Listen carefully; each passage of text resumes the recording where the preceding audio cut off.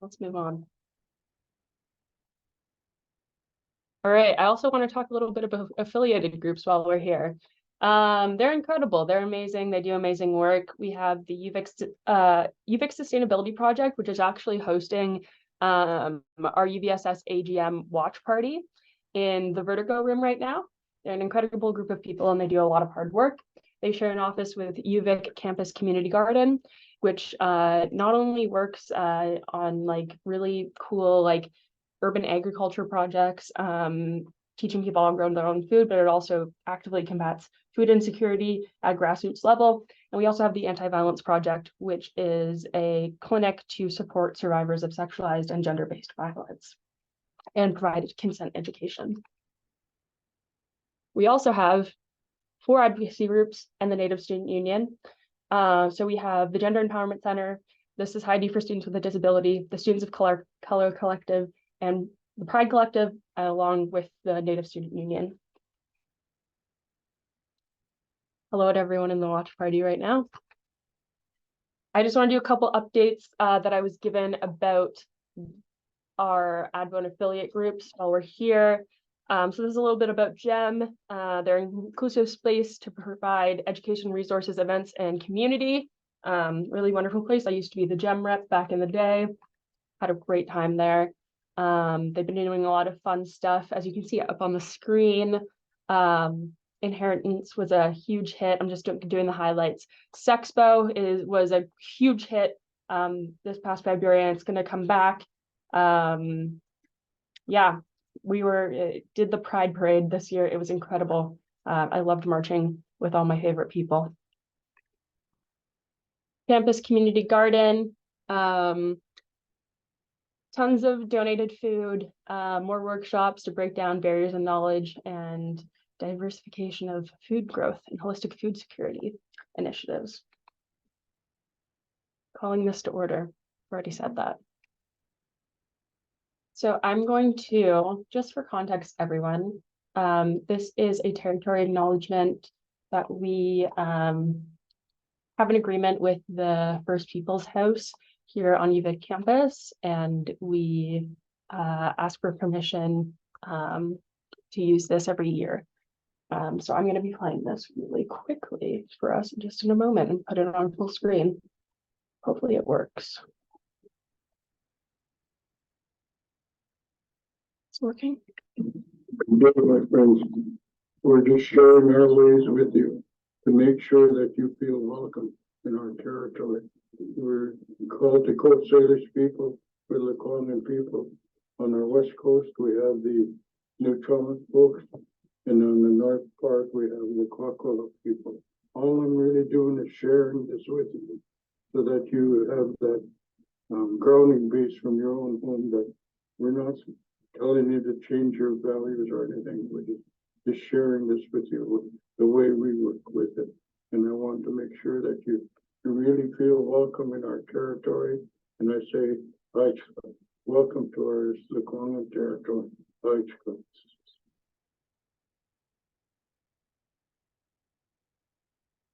Yeah. Very appreciative of that and acknowledgement from Dr. Skip Dick. I had the pleasure of meeting him. I'll talk about this a little more in the second at the event I was at, but he's a lovely man. Oh, great.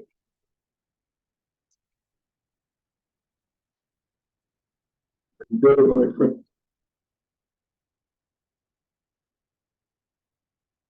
I'm just.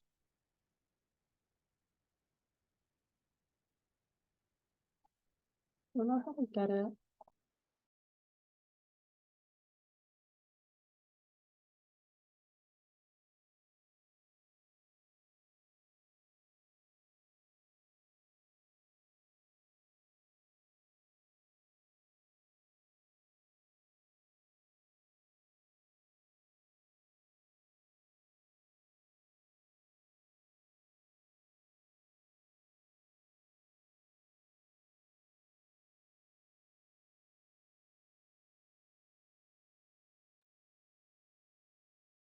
All right, and to add on to that, we really recommend you go to this website here, presumably most people are joining us from campus, but not necessarily. Some folks do, work from home, virtual work.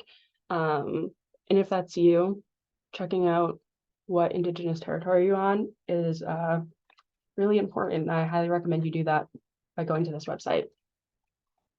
Also, apologies. Every single start of every AGM is always a little clunky. It's just the way it goes. We're now going to begin our presentations. We're going to start by approving the chair. And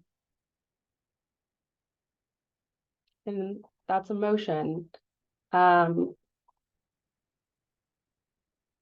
you have a question, or you'd like to speak in favor or against this motion, use the raised hand reaction. So let us know. But otherwise, we're going to get a mover and a seconder by going into the chat. Or would you be able, should we do 2 hand raises for mover and seconder?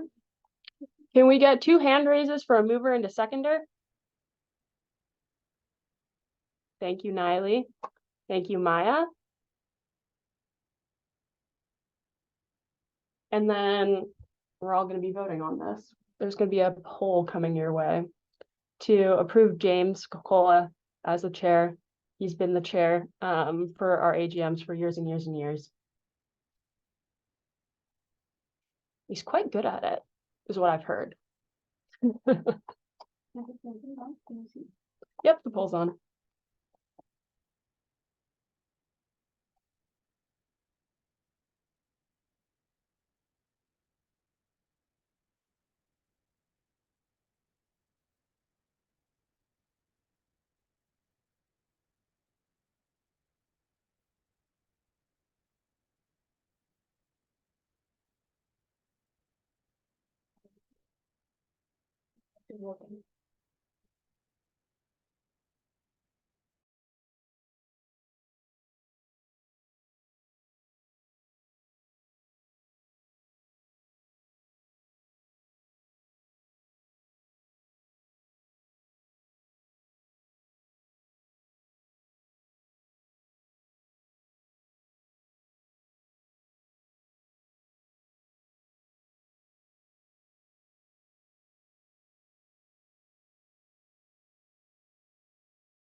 We're going to let you vote for 1 minute and 30 seconds. There's probably 20 seconds left to vote on this highly contentious motion of if James should be allowed to speak.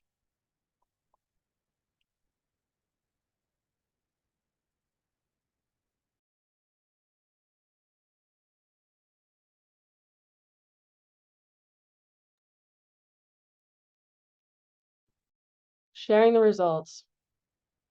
Share results. Thankfully, you folks were kind enough to let the man speak. Hi, James. How are you doing? I'm doing fine. Thank you, everybody. My name is James Kokola.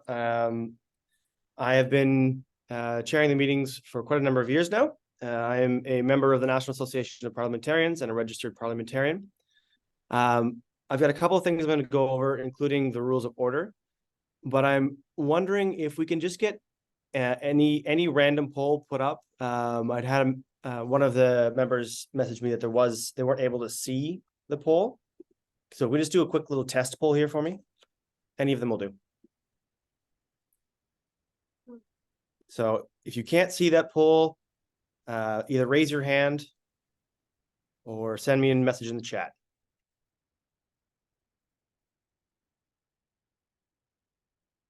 So this is just testing it out to make sure everybody can see it.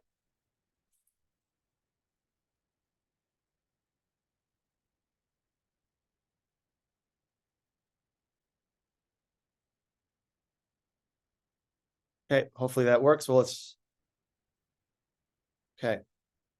Can I get someone to send some messages to Rob Bell to maybe troubleshoot? Somebody able to do that?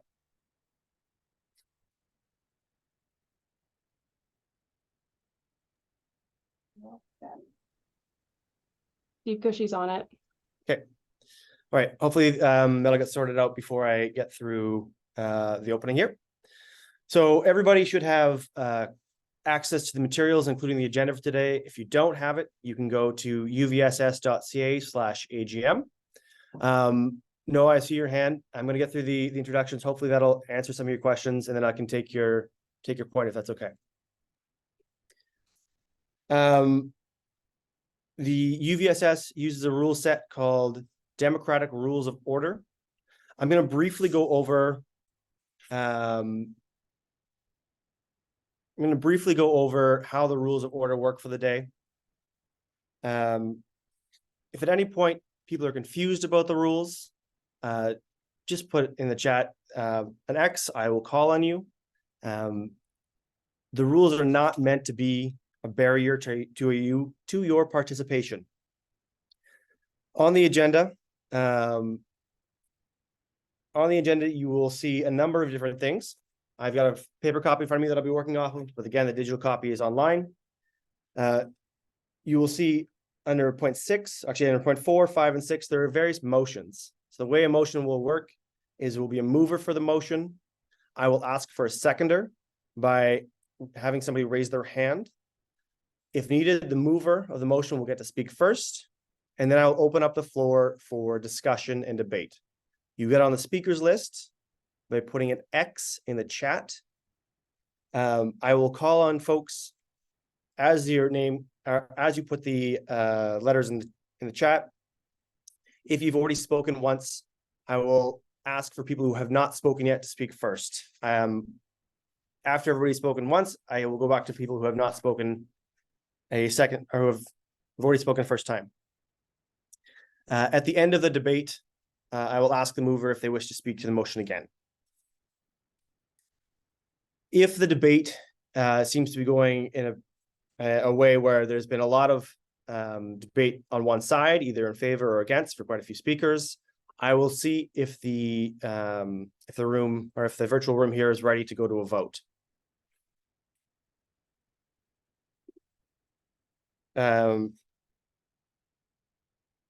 Important motions that I would like folks to know is if at any point you feel like I've missed something, a rule has been missed, there's something inhibiting your ability to participate, or there's some very urgent matter you need to have addressed, you can simply put in point of order. You can either put in the chat to me, or if you're able to unmute, you can interrupt people and I will address that.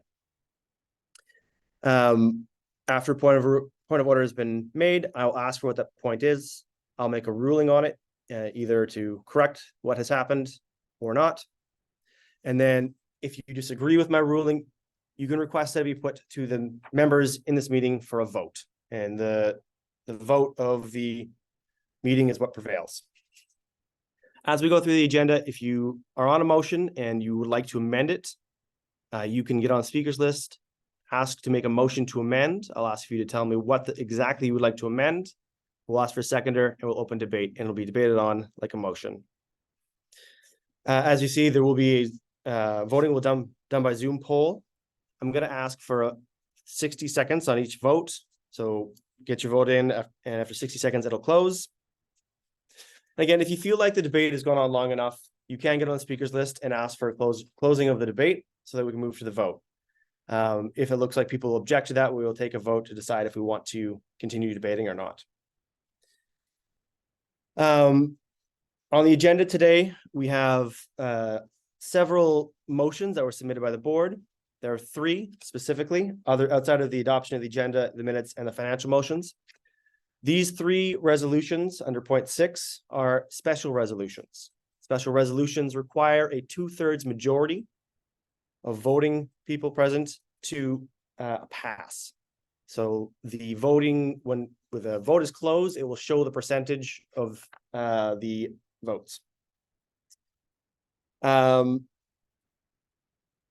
Quorum for our meeting today is 109. So we are currently at 174. I'm part of the total. I don't count as a voting member because I am not a member of the society. I will not be able to answer questions that come into the chat. Unfortunately, it's just too much for me to be able to manage. that also means I won't be reading out statements if statements are put into the chat. If you need to get on the speakers list, again, I'll have the chat open and I'll be taking a list. But Noah's had their hand up for a long time. I think I've got all of my points out I need to raise. So Noah, I'll ask you, do you have a point or a question you have?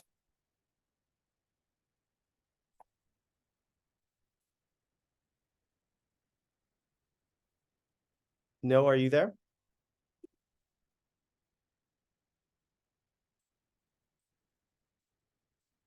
And last time, Noah, are you there? Okay. Your mic's not working. All right. So for that one, if you need to speak something, put an X, and then I'll give you a moment to type it out to me. But that might be the one-off. All right. So now we're going to be moving through the agenda. First up, we have the adoption of the agenda itself. So the agenda was prepared as per your bylaws, prepared by the board of directors, and is here for your adoption. I will ask for a mover and a seconder. You can move by raising your hand. Somebody like to move? So Cleo and Jace, and we'll second. Great. Any discussion on the agenda itself? You can put an X in the chat.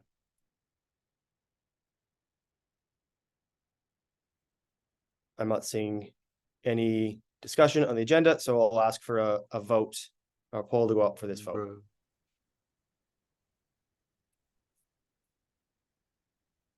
We'll give you 60 seconds. Please do vote.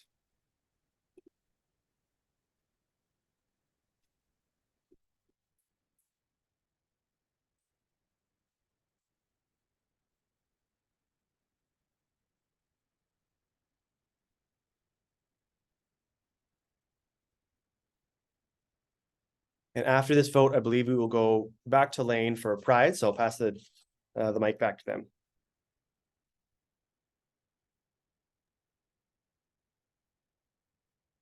I'll share the results and Okay, so that does pass with 112 in favor and 9 opposed. So Lane, over to you. thank you. And I'm getting the name of the person who won the prize. And come on, here we go. So Jensen Taylor, congratulations. You won $100 in flex funds. Woohoo. Wait till the end of the meeting. We'll let you know how we are going to get that to you. Great. And as folks who are just coming in, the meeting is recorded today, and I believe it'll be posted on YouTube afterwards. We are going to now move into the adoption of the minutes. Again, the minutes are on the website at uvss.ca/AGM. I will ask for a mover of the minutes from February 16th, 2023, and a seconder. So raise your hand if you would like to do that in the reactions button. So we've got Aiden and Prim. Mover and seconder. Anybody like to speak to the minutes? Seeing none, we will we'll open the poll for the adoption of the minutes. We'll leave that up for 1 minute, please.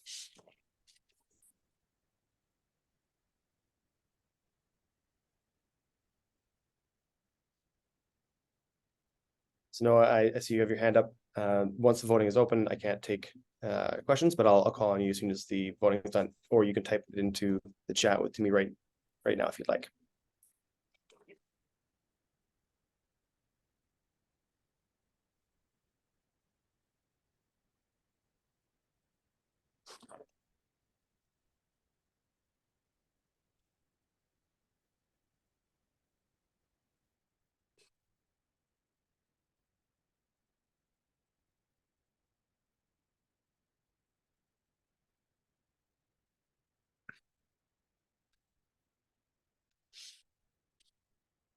Another 10 seconds.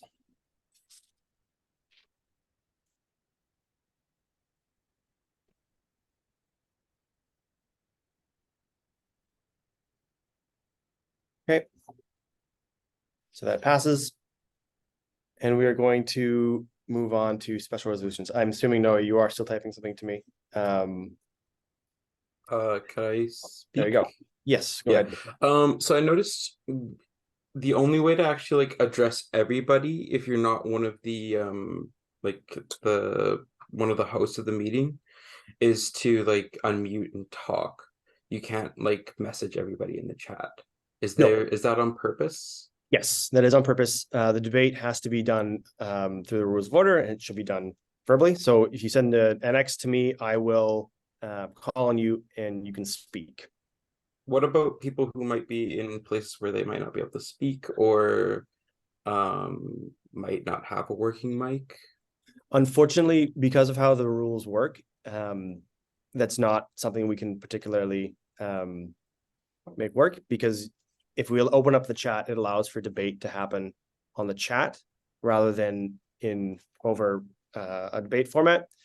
And that means that people would have an unlimited amount of time to debate and discuss, and we'd essentially be having two different conversations happening at once. And so unfortunately, we won't be able to do that. Okay, thank you. Yep. I have Adam, you wanted to speak on something? We haven't gotten to the motion yet. Adam Chen? Yeah, I just wanted to say that I agree with Noah. This doesn't seem the most accessible. Would it be possible to have like an option where you type something in chat to you and then you can like read it out or something? So I'm reluctant to do that because I have to manage the speakers list as well, and I'm on a number of other things. And it puts me in the position of advocating debate, which isn't the role that I'm supposed to take here. If you have somebody else in the meeting that you know, maybe you can text them and ask them to put something forward. But at this point, I really can't be advocating the points that people are putting forward. And I know that sucks for some folks, but that's kind of just the limited nature of how this meeting is run. And if you are having difficulty with the polls, please do send a message to the communications, and hopefully they'll be able to help you troubleshoot. We are going to move now to the first motion on the agenda. And yes, we do have quorum. Quorum is 109. We're well above that. So the motion is again found at the uvss.ca/AGM, but I will read out the actual motion. I'll read it out. It's been moved, and then I'll ask for a seconder. So the motion, whereas the collective of the LGBTQ plus UVSS constituent organization voted to name themselves Pride Collective at their February 2023 AGM. Be it resolved, the UVSS membership approves the UVSS constitution and bylaws to be updated appropriately as described, to appropriately describe the organization as Pride Collective. Be it further resolved, the UVSS updates bylaws 5.12, 15.2, B2, 17.1, 17.2 of the constitution bylaws as follows. And I'm only going to read out the changes. Essentially, what this motion is doing is changing UVic Pride to Pride Collective throughout the Constitution. So under bylaw 17, changing UVic Pride to Pride Collective. Under bylaw 1.14, again, changing Pride Collective, changing UVic Pride to Pride Collective. And then we're seeing that exact same change under 5.1B2, 15.2B2, 17.1, 17.2, and that is the entirety of the change. So it's been moved by Philip. Is there a seconder? Natalie, thank you. And the way this will work is the first motion. I will be calling on Philip to speak on this first as the mover, and then I'll open it up to debate. If you would like to speak to this resolution, and it is just put in the chat, please type an X into the chat, and I will make a speakers list and call on you as you've made an indication you would like to speak. So over to Philip. Yeah, thank you, James. So like James said, this is a pretty simple just changing of wording from UVic Pride to Pride Collective throughout our Constitution. And the reason that this is before you today is because that's the last document that needs those updates. And we need collective approval or approval from this AGM specifically to change this language in this document. So yeah, if anyone has any questions, feel free to ask. So I'll open up the floor. Would anybody like to speak? Please put an X in the chat and I'll call upon you. Seeing none, we will go to a vote. That'll be up for 1 minute. It should be up now. If you can't see it, feel free to let me know or send a message to the communications.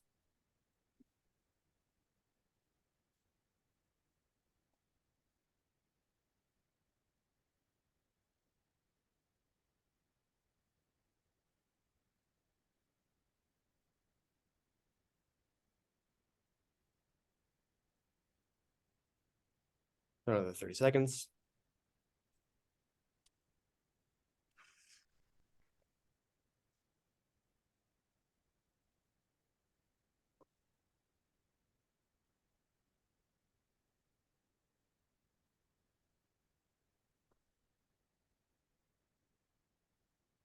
Final 10 seconds. Please cast your vote if you haven't already.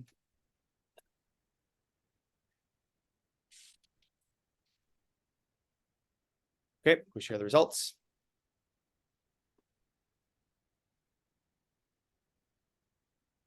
So the this is a special resolution, requires 2/3 to vote, and I want to just note this as we see it now. Abstentions don't count towards the total. So if it gets close, we'll have to do a little bit of math to make sure we're actually getting the right number of people in favor and opposed in terms of a percentage. Okay. Let's move on to the next resolution now, which is resolution 2. Again, this is a special resolution, and I'll read it out, and then I'll ask for a seconder, and we can open discussion. Whereas the UVSS added and updated the role and title of Administrative Services Manager to Human Resources and Administrative Services Manager. Whereas it is crucial for all UVSS senior management to be signing officers of the society, be it resolved that bylaw 12.3A 6, 7, B, and C be updated with the following. 12.3, signing officers of the student society, and then it is adding 7 or changing 7 from the administrative and services manager to the human resources and administrative services manager. And then under 12.3B, it is adding in that position to list of signers. And in C, it is changing in the case of an extended absence of either, and it's deleting either. And again, it's adding in or human resource and administrative services manager. And then a grammar change from or the concurrence of absence of both to all 3. So that has been moved by Williams. Is there a seconder? And it is going to be put in the chat as well. Would somebody like to raise their hand to second this motion? Okay, Prim has been seconded. Thank you. And Williams, I will ask you to motivate. Thank you, James. So this is kind of the same situation as the prior motion. As you can see on the agenda, it's just changing the title from Administrations and Services Manager to Human Resources and Administrative Services Manager. Assigning authority here is somebody who signs off on any like financial movement here in the society, as well as signing off on like equipment use and room bookings. So it's more of just like a procedural thing. You need 3 signing authorities for any financial movement. So yeah, if anyone has any questions, please let me know. Okay, I'll open it up for discussion. If you'd like to speak on this motion, please put an X in the chat.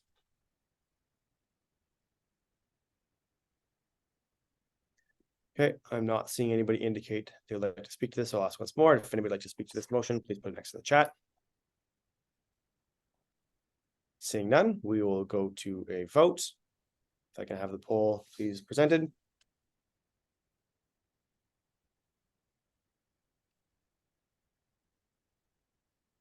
So you'll have 1 minute to vote on this motion. Oh, look, they've already taken my feedback. They've edited how the poll works, so it's in favor and not in favor. If you would like to abstain, you simply do not vote.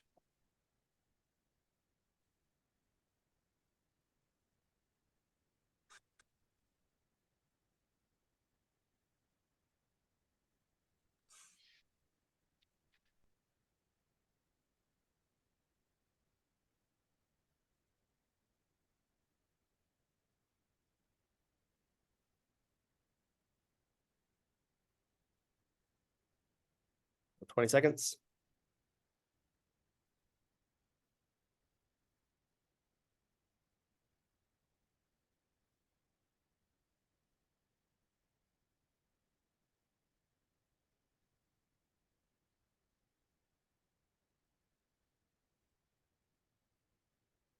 Okay, if we can share the results.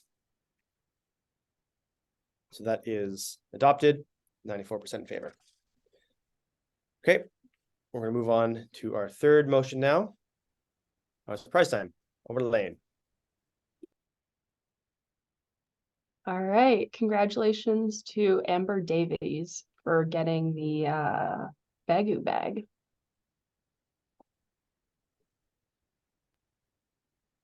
Awesome. Okay, we are moving to the third resolution, which has been moved by Cook. I'll read out the whereas clauses and I will read out the change, and they're also going to be in front of you here. Whereas the UVSS bylaws state that referenda, then general society respectively, shall be considered the highest authorities within the student society. And whereas referenda provide UVSS members with an opportunity to vote on UVSS business that concern the student body at large, such as altering student fees. And whereas quorum for general meetings is much lower at 0.6% of membership, and whereas altering student fees to meet the needs of UVSS students, such as Anti-Violence Project, UVic Sustainability Project, the Campus Community Gardens, advocacy groups, the Native Student Union, the International Student Relations Portfolio, and to fund affordability and sustainability initiatives such as increasing funding for open education resources cannot be done without a referendum. Whereas UVSS referendum questions are predominantly voted on in favor by students, yet they often fail to meet quorum and therefore not binding. And whereas the referenda quorum for many other universities and colleges in British Columbia, such as Simon Fraser University, Vancouver Island University, and Coastal College, are 5%. Therefore, be it resolved that bylaw 4.7 is amended as follows. Then, as you see on your screen, 14.7 or 4.7 referenda, subsection C, a quorum for referenda shall be 8 instead of 15%. So that has been moved. Is there a seconder? Okay, I've got a seconder from Caleb, and then I'll pass it over to Cook. Hi, James. Thank you. Yeah, everyone. So this is kind of the big boy, So after the pandemic hit, life got a lot harder for students. Not that it's ever been easy, but I don't think we've ever seen Victoria be more unaffordable. There's a mental health crisis going on, opioid epidemic overdose going on. And I think right now we need each other more than ever. So the value of a student union, a collective of students, has never been more valuable.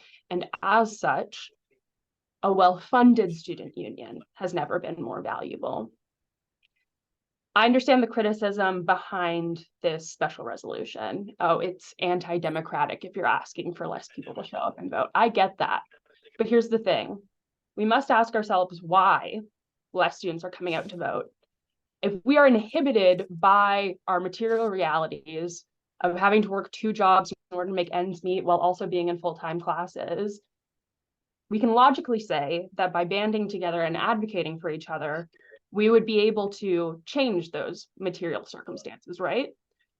So it's kind of this vicious cycle. And the way to end it is by having a well-funded student union where we can come together in order to make sure that students don't have to work 2 jobs and therefore can become more democratically engaged. And I think this motion speaks to it very well. Like, there are really important departments in the UVSS that change lives and do on the ground, like, grassroots work And I'm so proud to be able to work with them every single day. The UVic sustainability project is currently killing it in Virgo right now because they care so goddamn much. And I absolutely love them for that. I just really hope that you're able to recognize that this is about progress. This is not about moving backwards. I'm so happy to answer any questions. I think that's all I have to say for right now. Okay, if you'd like to speak to this motion, please put an X in the chat. So I won't be asking people if they raise their hand. You're gonna have to put an X in the chat. I've got a couple people on there now. So Adam, Adam Chan, you can go first. Okay, yeah, the first thing I want to say is that be it resolved at the end clearly has a big typo in it because it says 8 of the voting membership, not 8%, which is very silly. It doesn't make sense. And like, secondly, it doesn't seem any meaningful definition of government by consent if like 4% of people are in favor of something and it can go through. If you want things to pass, drive engagement. Oh my God. Okay, I will note that the agenda I have in front of us and that's posted on the website doesn't have % crossed out, so that's an error on this slide, but it's not an error on the actual motion. But thank you for pointing that out. I have Scott. I was going to bring up the typo as well, so irrelevant now. Okay, thank you. Noah. All right, I would like to first off say that I do understand that there is many valid reasons why students are disengaged from student politics, and a lot of them can come from different insecurities and different things.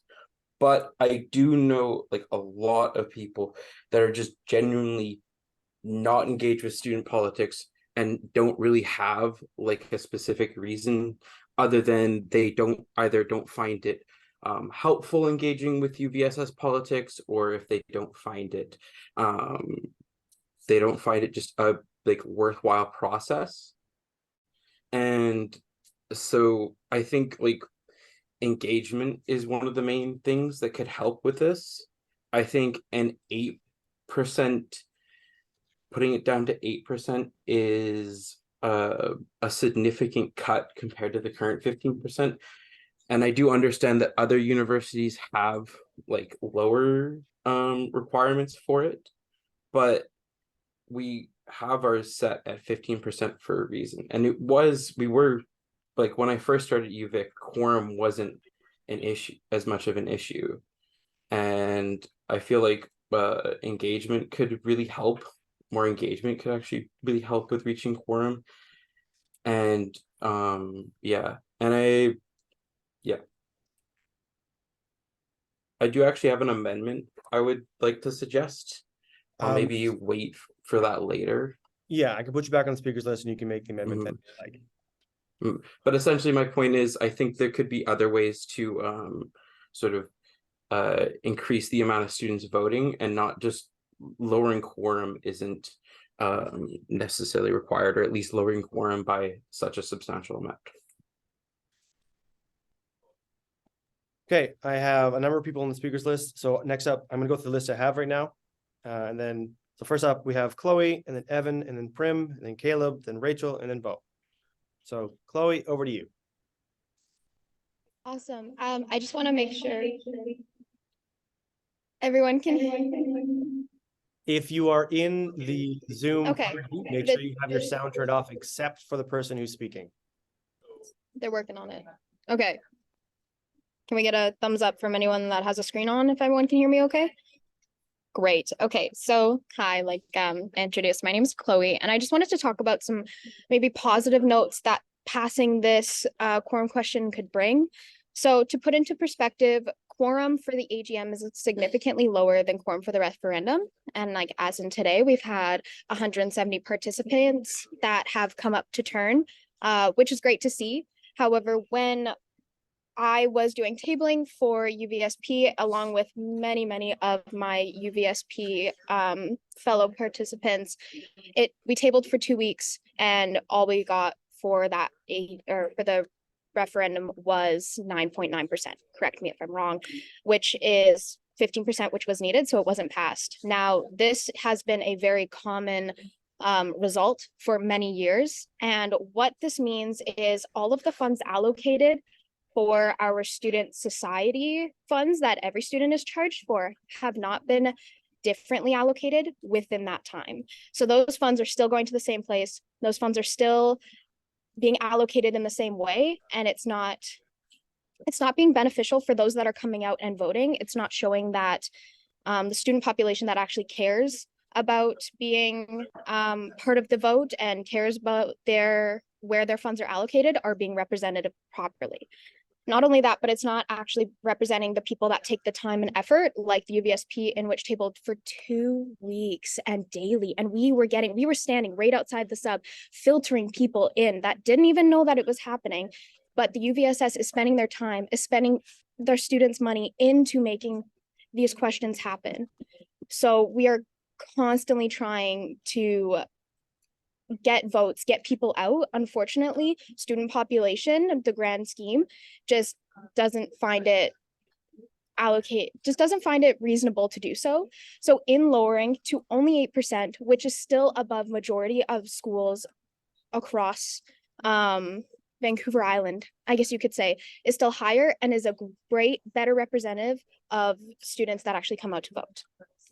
So I really aid you guys in listening and understanding your fellow students and actually making a voice for those that care about democracy. That's all I have to say for now. Thank you. Okay. If you do want to speak, make sure you put an X in the chat. Kate, I see you have your hand up, but I'm assuming it means you want to speak to this motion. So just please put an X in the chat to me. We're not going to be calling out people who put up their hands at this point. So I'm going to go to Evan. Sorry, can you hear me? Yes. Perfect. I think just before this meeting or during the meeting, we should have compared it to other universities, such as perhaps like UBC or University of Toronto or Waterloo. So that's the first off. Second off, you mentioned a collective, and I think really more students should have input on this if you are wanting to change student fees, because you talked about affordability. And I think if that is a valid concern of yours, then we should get more student input. And I think that ultimately falls back on the directors to get more student input and assess why there is a lack of student input and how to get more, instead of voting to pass motions with less student input. So yeah, that's my opinion on it. Thank you. So I'll just note that ask the other message don't be sent through the chat at this point. We're going to go to Prim. Yeah, hi everybody. I am Prim. I just wanted to say that I wholeheartedly support passing this motion. This just makes sense. In terms of questions about engagement and needing engagement for stuff like this, encouraging engagement, I don't think making it easier to pass resolutions and referenda means that like the UVSS has given up on engagement. I don't think that's that, because we do need more money to be able to engage students further. That can only happen through referenda. In terms of also engagement, last year during the general election, I was not running. I was not affiliated with any group. I spoke to my classes though, in the front of multiple classes. I went up and spoke and just urged students to vote. I spoke about some things I care about, but I urged them to vote even if they like disagreed with me and wanted me dead, because like at the end of the day, the numbers are what is important. And so lowering quorum to be the same as UBC, to be higher than other schools, other comparable schools like SFU, Camosun, everything like that, I think this simply makes sense. I think this just makes sense, and I don't think there's a great reason to vote against it. Thank you. So if folks would like to speak to this resolution, please put an X in the chat to me. I've got another 8 to 10 people on my list. Going to Caleb next.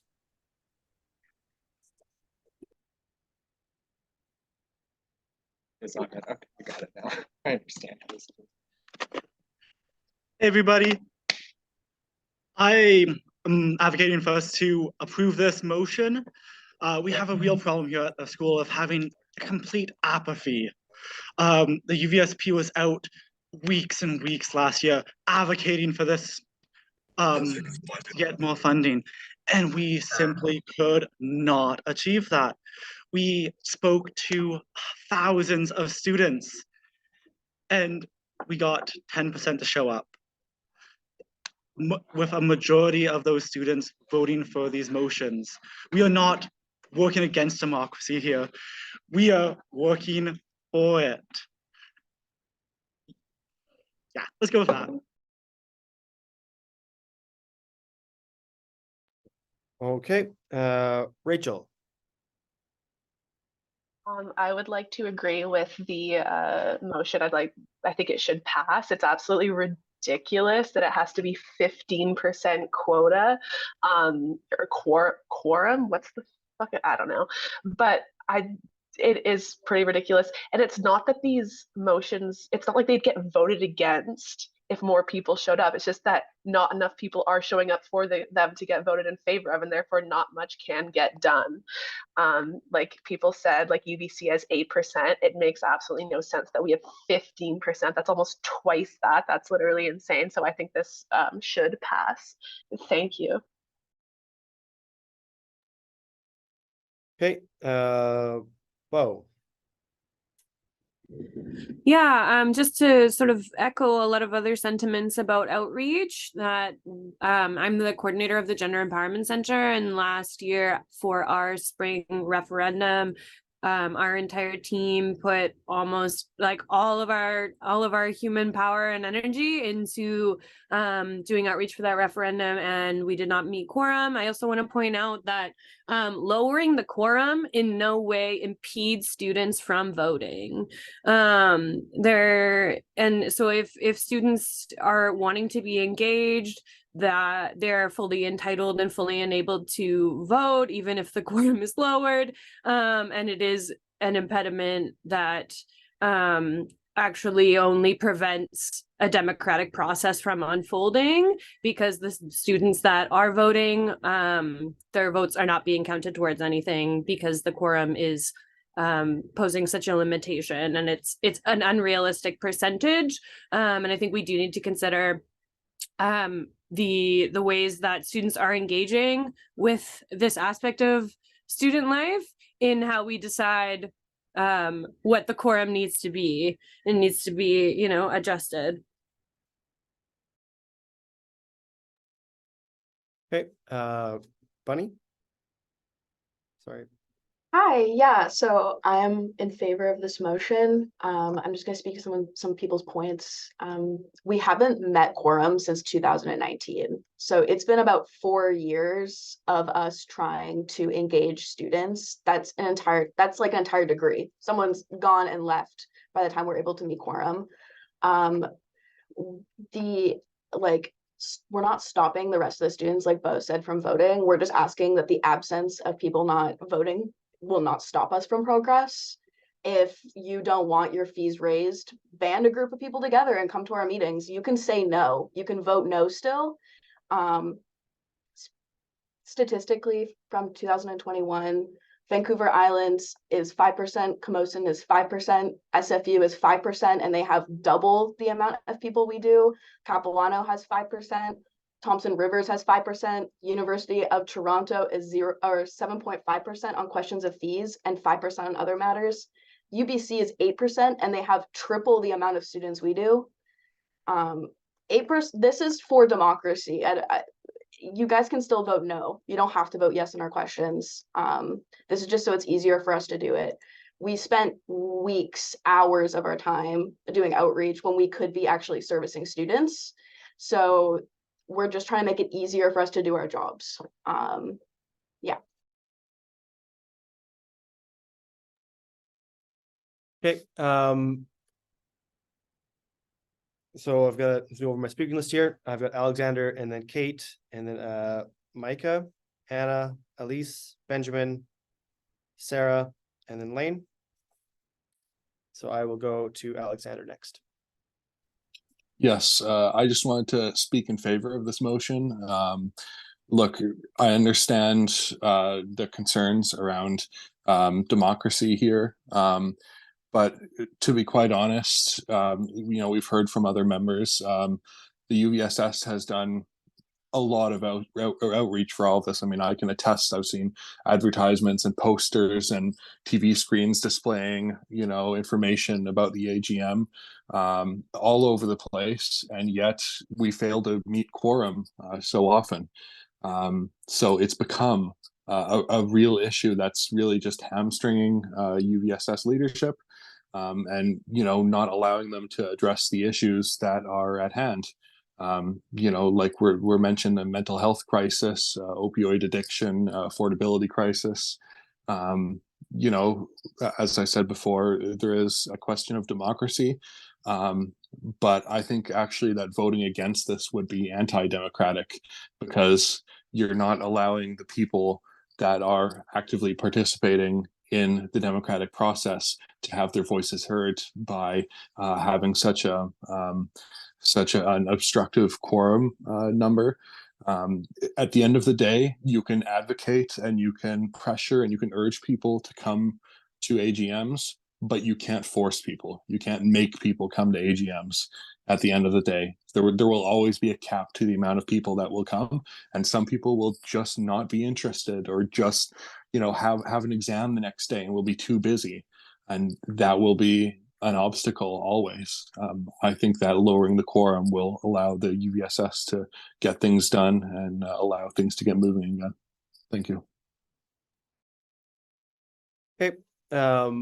Kate, there was a point of order raised about messages going to chat in favor. I did address that last, that no further chat goes in when the rest of the members can't do the same thing.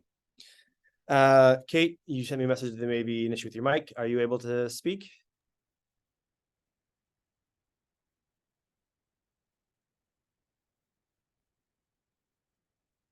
All right. Okay. Your microphone isn't working. I'll put you down a couple people in front of you, then I'll check in with you in a bit to see if your microphone's working. Micah Williams. I'm sorry if I got your name wrong. Okay, I wanted to speak to the UBC thing, which Lane so nicely put in the chat. The rest of us can't message. But it's worth pointing out that other universities have lower quorums, but they generally also have some sort of opt-out of fees. If we're lowering quorum to like raise or change fees, which everyone seems to like say that we are, then like people are not going to like this, and there's a decent chance they might want to opt out, which undermines the exact kind of collective that Lane was talking about in support of this at the beginning.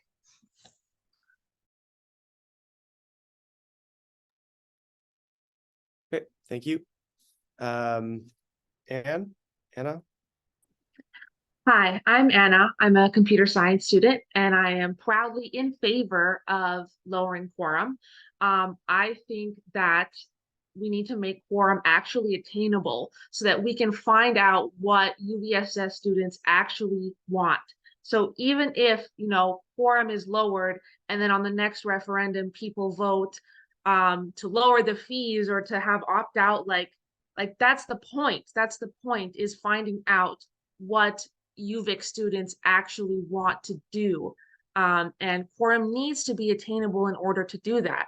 And I also support lowering quorum because a lot of the services in the UVSS are also being hit by inflation and rising costs. And I think about the food bank. I've used the food bank because I really need it, and my family really needs it actually. And the food bank, first of all, food banks across Canada has seen a huge explosion in need everywhere across Canada, okay, because of the cost of food. And now the fees in the food bank, like the amount of money they're getting to be able to run it, like it hasn't changed, right? Even though inflation and need has changed. So if we can lower the quorum and try a referendum to help the food bank and to help other places in the sub, like for example, the GEM provides menstrual products and free birth control and all of these really important resources for the people that actually need them, that actually can't afford them. For UVic students, this is why we need to see what students really want, to lower the quorum and to get motions moving instead of letting UVSS businesses, fail or struggle because they can't afford things due to inflation anymore. Things are harder due to inflation. Instead of letting it slowly die, we need to change something. We need to change something and finally put things into motion. And if people vote no, then people vote no, but at least we've hit quorum and we know what people want. That's what I wanted to say. Thank you. Okay. Kate, is your microphone working yet?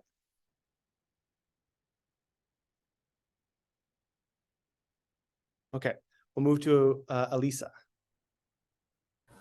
Hello. Oh, sorry. What's happening?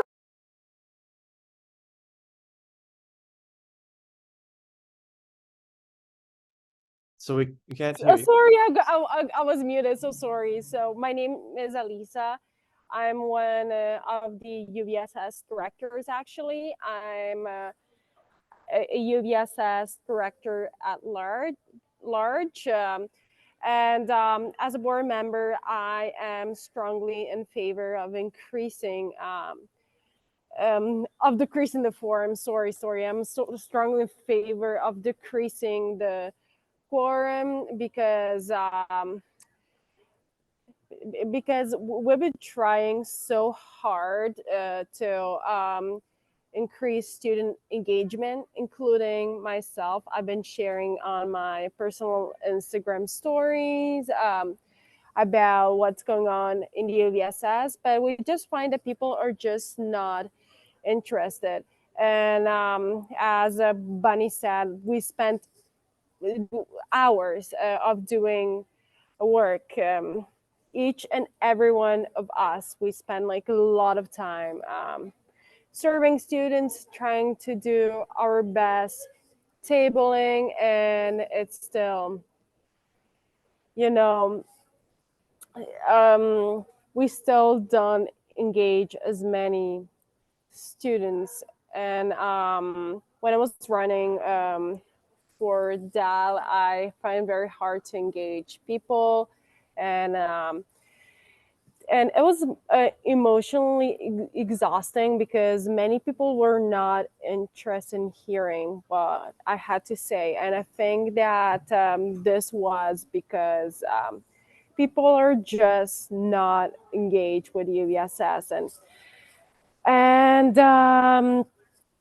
I think that the problem has been with the pandemic, because when I arrived at UVic in 2020, I barely knew what the UVSS was till like the middle of my first year. And then like just in the second year when I started volunteering for the UVSS, I started to learn what the UVSS really was, and I started to be more involved with the UVSS.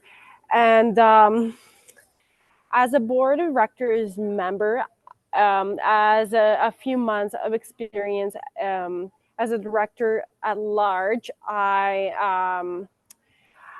know what it feels like to try to engage students. And I know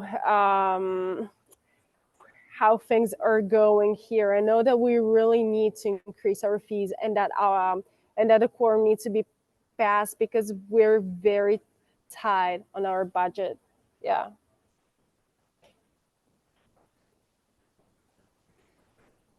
Okay. Thank you. Sorry. No, that's fine. Thank you.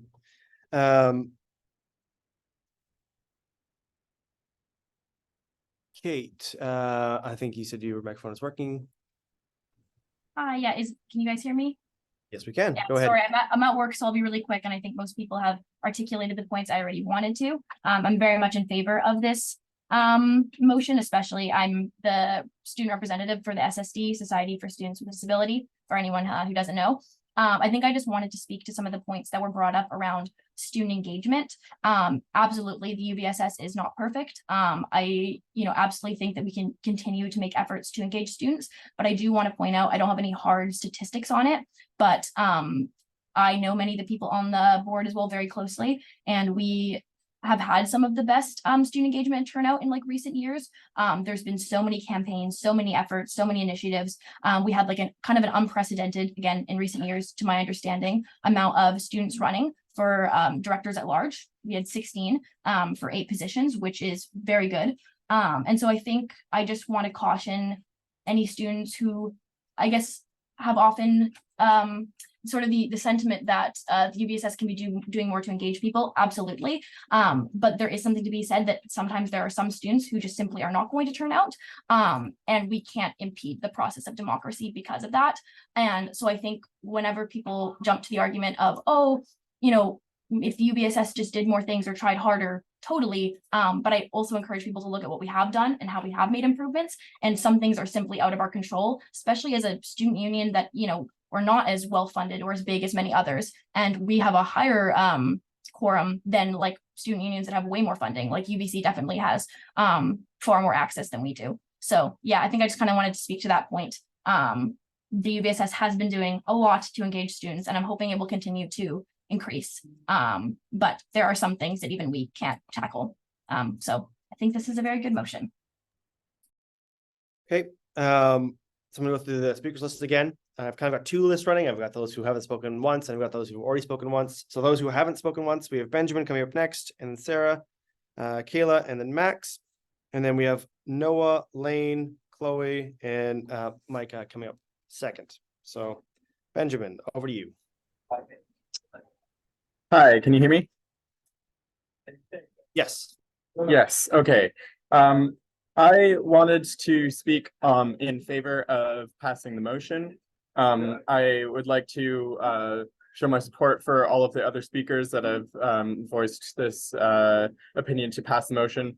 And I would also like to add a couple things, including the fact that to clarify, the last time that quorum was reached in a referendum in the number of years ago, that was also only by a fraction of a percentage. Quorum was reached at 15.5%, which further shows that it has been a long time coming that quorum has been unobtainable. Additionally, I would like to mention that the act of lowering quorum is not undemocratic in a way that it it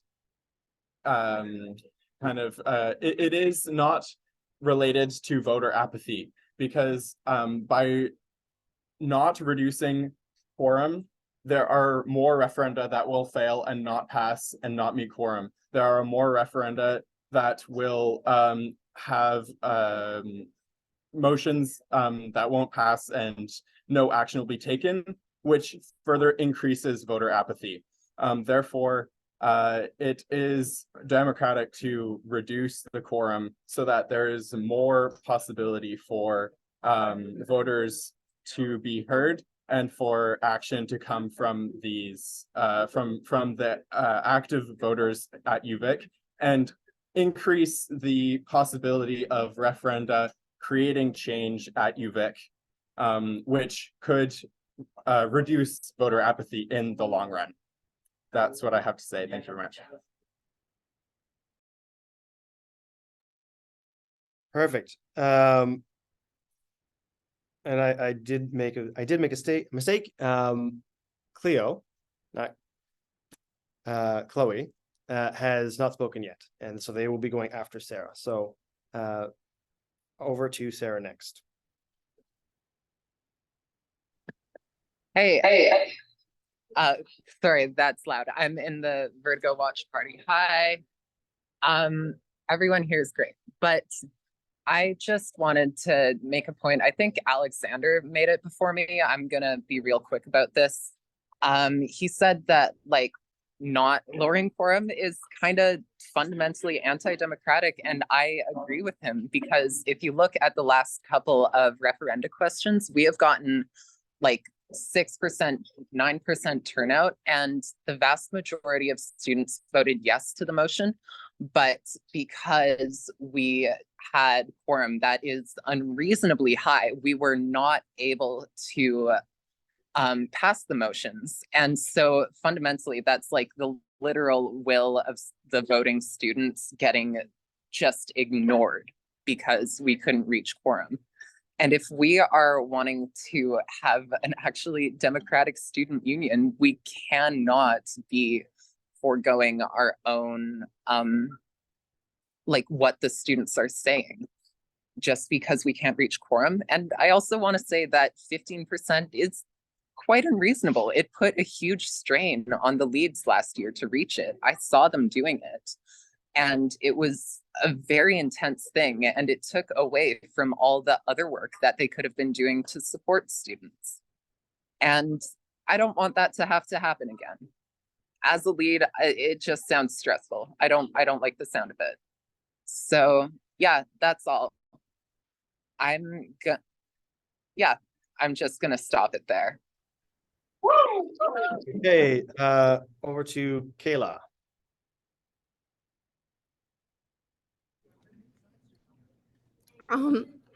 Hi, I'm Kayla. I use she, her, they pronouns. Sorry, I lost my voice over the weekend.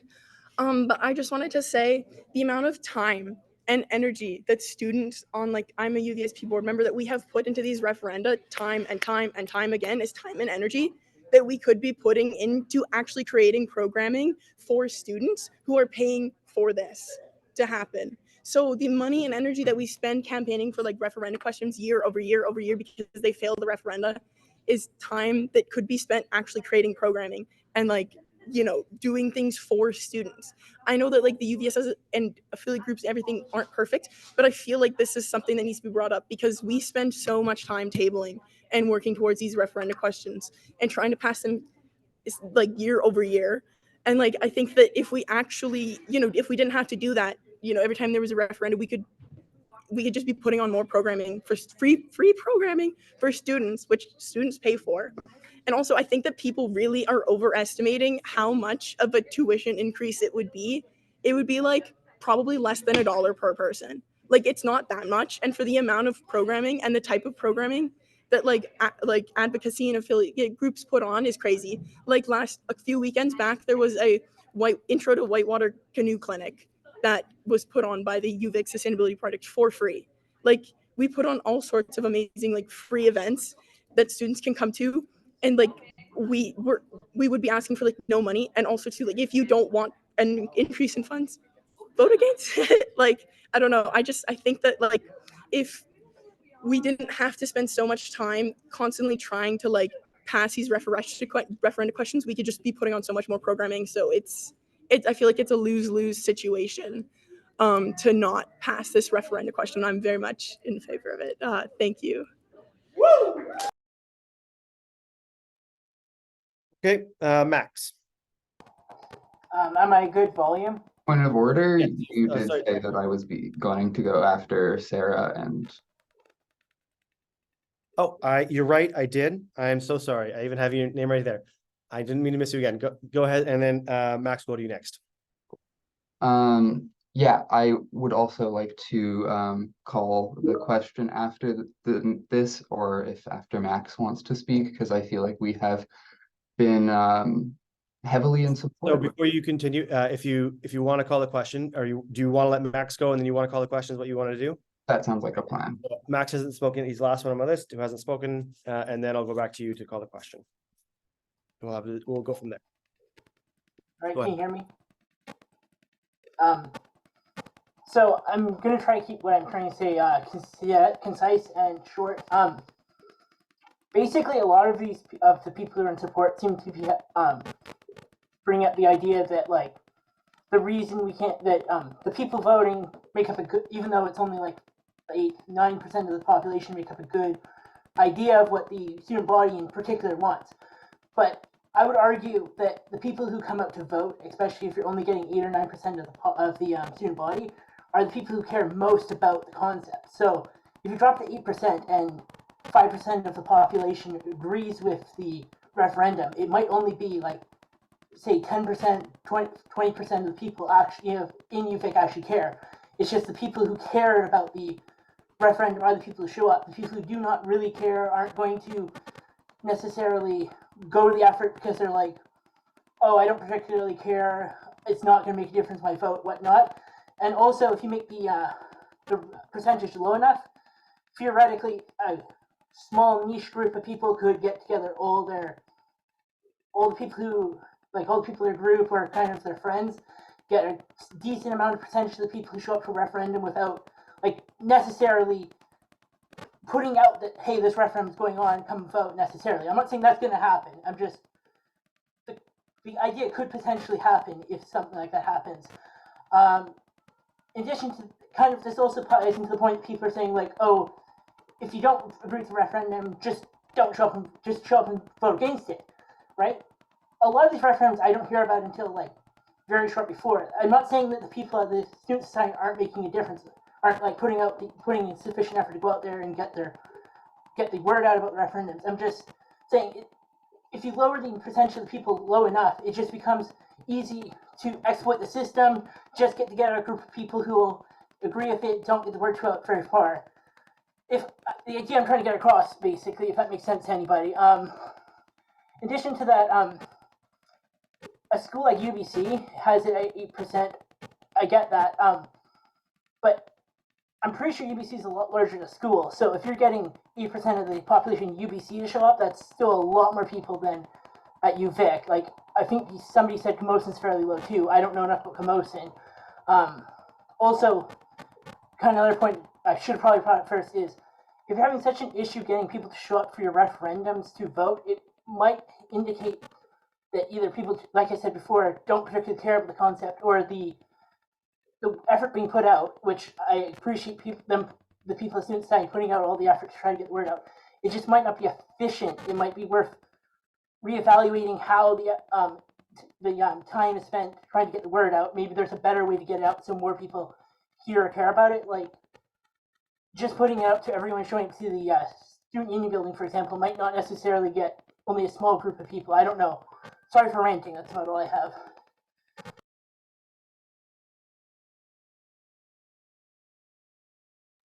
Okay. Theo, back to you. Okay, so I'd like to speak to some of that because I want to be before you go on a caution. If you start to speak on the motion, I will not accept a call for end debate. So if you would like to make that motion, you got to make that motion first. Okay. I think I will call the vote. Okay. Is there a seconder to end debate? Okay, there are several seconders.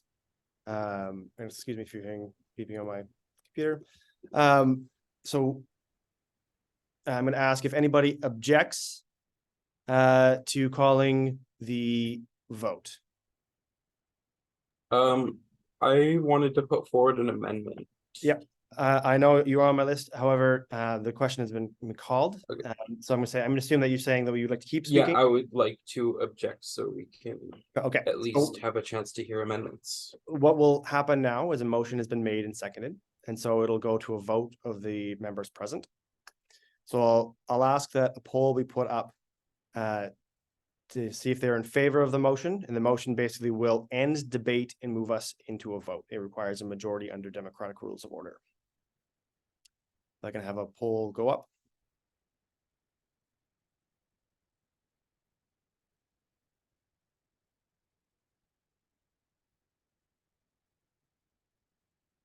Com staff are on it. Just a second.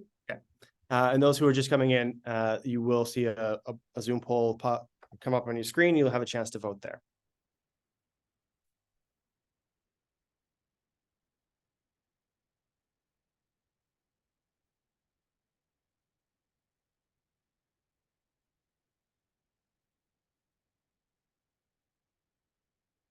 Okay, so folks will have 1 minute to vote.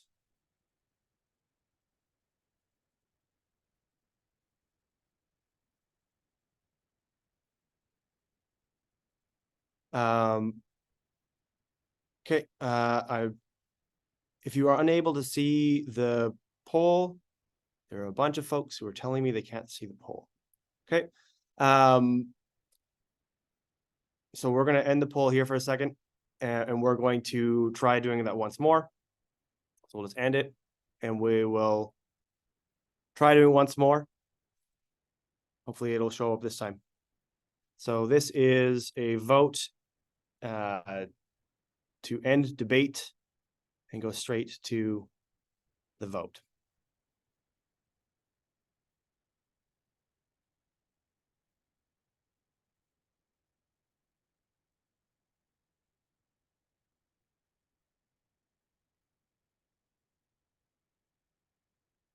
It'll be up for another 30 or so seconds. Again, this will end the debate and we will go straight to the vote.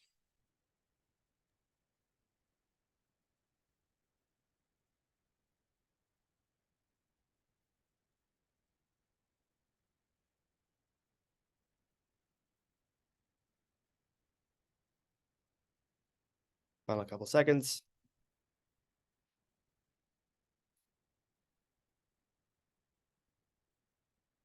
Okay. 82% in favor of calling the vote. So now we are going to go on to the vote on the motion. So we can have the motion go up, please. Or the vote, the Zoom poll go up.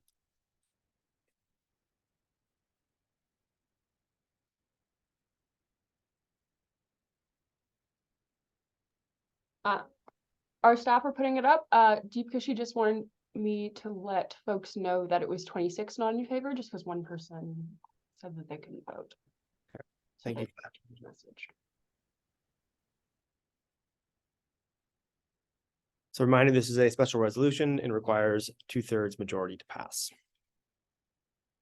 So you have the vote in front of you now. It will be up for 1 minute.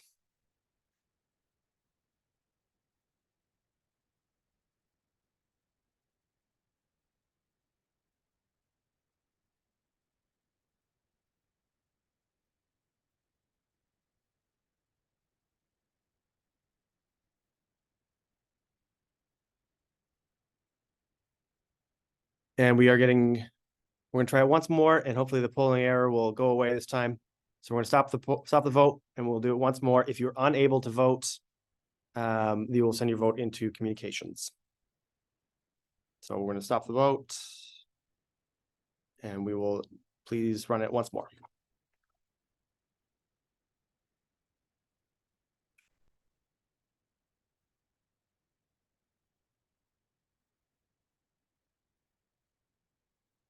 So if you're unable to see the poll in front of us now, please do indicate your vote to communications, or you can send it to me. I'll also note it.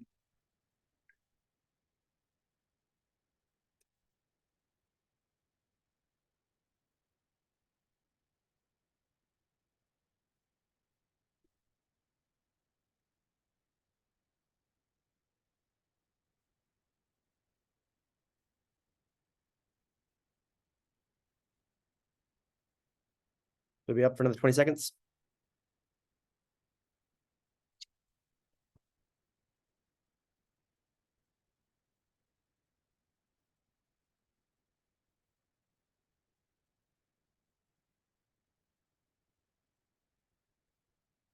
All right.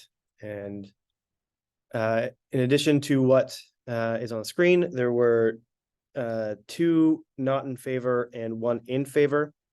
The requirement is 2/3, so that does pass. Okay, We are now going to move on to the financial motions on the agenda.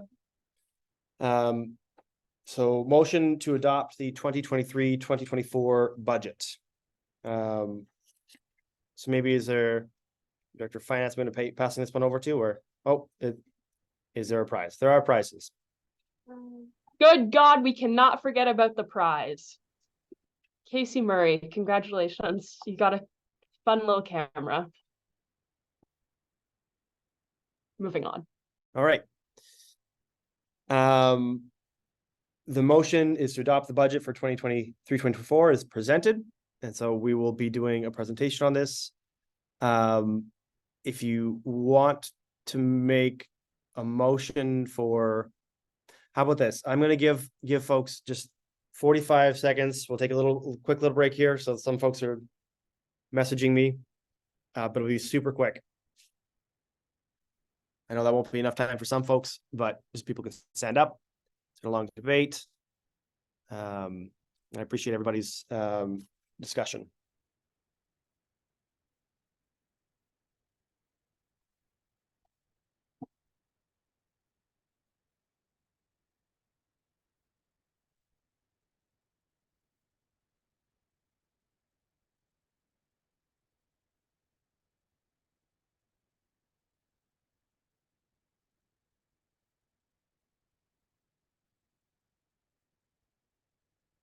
We'll just give folks another 30 seconds. And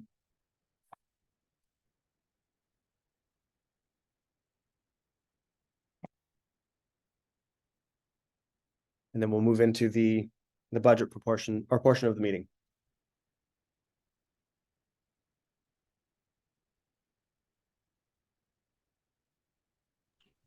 All right, I've got Kushi, I'm sorry if I'm saying that wrong. Did you want to say something? Yes, I was hoping if we could pass a motion for a 5-minute break, if that's okay. So we've got a motion on the floor to ask for a 5-minute recess. Is there a seconder for that? Okay, we have a seconder. So we're going to ask that a poll goes up to see if people are in favor of a 5-minute break.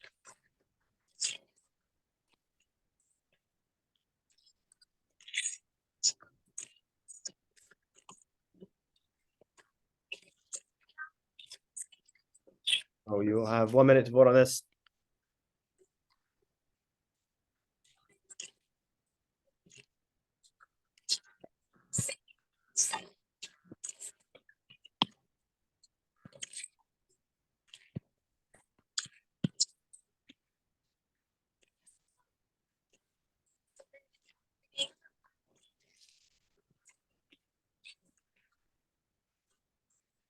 Last 30 seconds.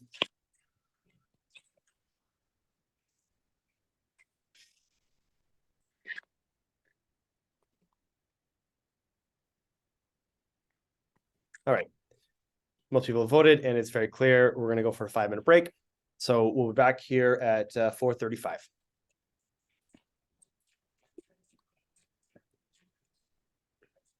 So back at 4:35, folks.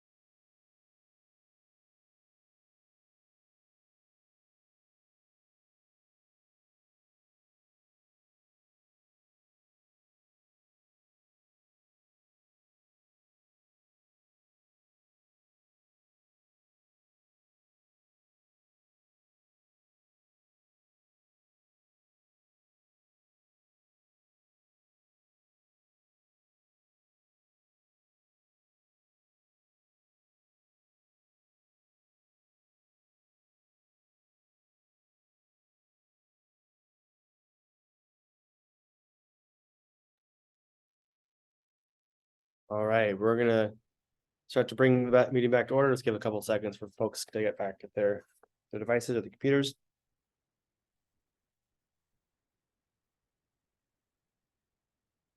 So we're now on the financial motions, of which there are two. So we've got a motion to adopt the 2023-2024 budget, and so it's been moved. Can I ask for a seconder? Someone would like to raise their hand. It's been seconder. Natalie Bell, thank you. And I'll pass it over for the presentation. Thank you, James. And hi, everyone. I hope you're having a good day. Thank you so much for voting. So I'm just going to start the presentation with, hi, my name is Kushi Vatwa. I am the Uvss Director of Finance and Operations, and I use she, her pronouns.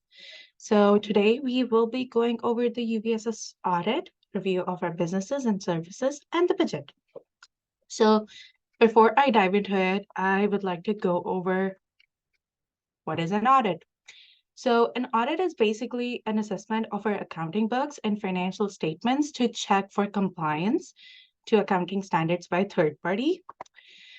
So what that basically means at the crux of it is that a third party comes in, looks at all our journal entries, our financial statements, our books, and confirms that we are following Canadian accounting standards. You can also find this on our website. It should be under finances. Sorry. So I'm going to code certain part of the audit.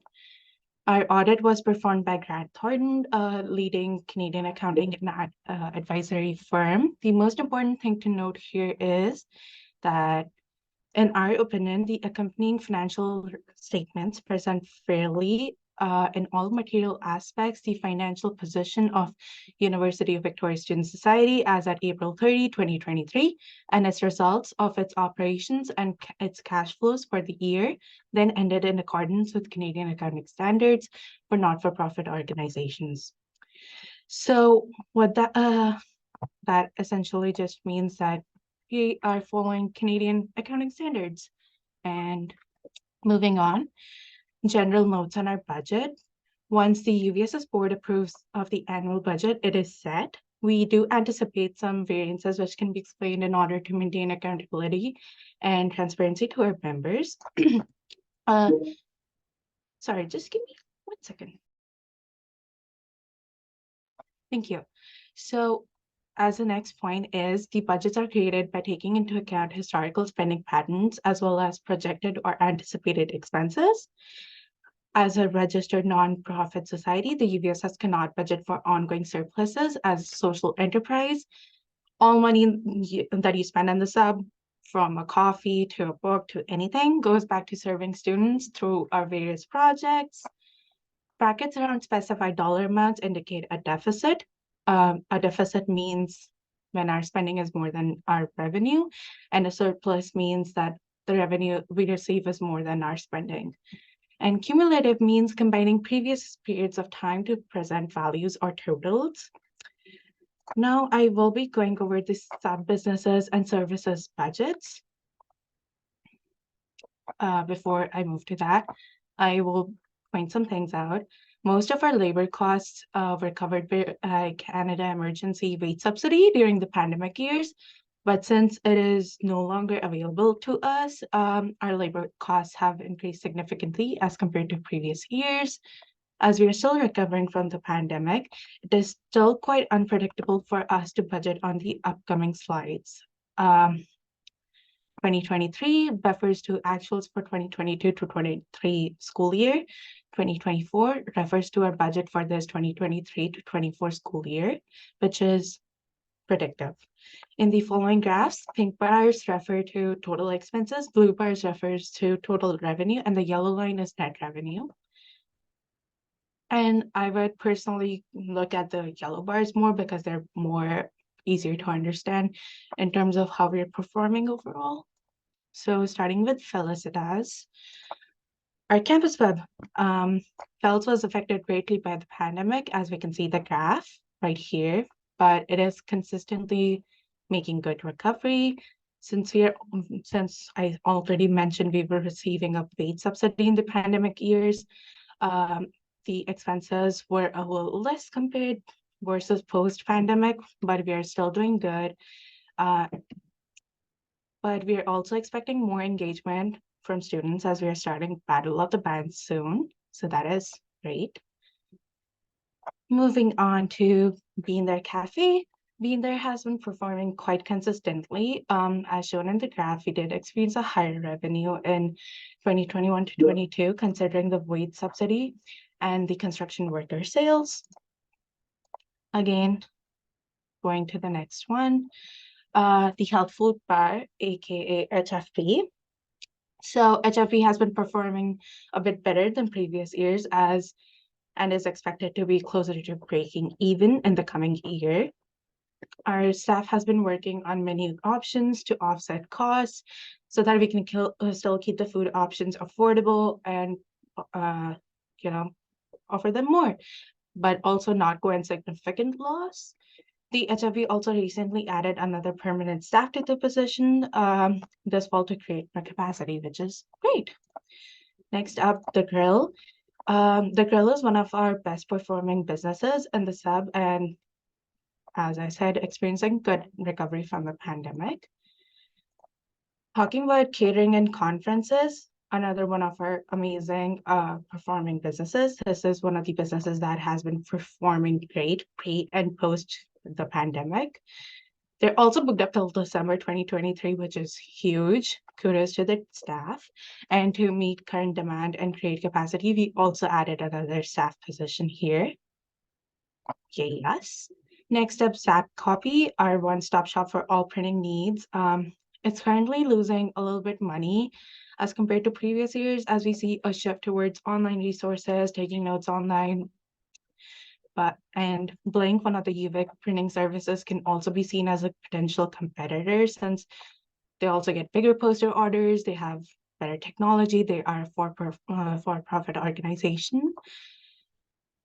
But our main goal here is to serve students, not make a profit. And we also have a new manager who's working on adding more services to make up for the costs. Moving on to Subtext. Subtext has been seeing a steady decline for a few years because of various reasons, but a recent increase in revenue is promising, considering the UVic buyback program and the bookstore are better equipped with online resources and have immediate benefits. Sales are affected. We are currently reviewing business plans and strategies to offset costs, but the local artist displays and sales have been doing well. Moving on to Cinecenta. So basically, Cinecenta's loss is a national trend for all movie theaters. There's a huge shift towards online streaming platforms such as Netflix, Disney, etc., and that has contributed to the loss. Moving on to Munchie Bar.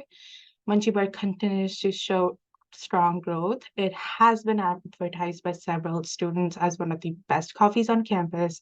Cinecenta and Munchie Bar should be analyzed intertwined financially because popcorn and pop, a large contributor to the revenue, is credited to Munchie Bar, but is also directly tied to films shown at Cinecenta. So overall, looking good. Moving on to our food bank and free store. In the recent years, there has been a noticeable spike in demand.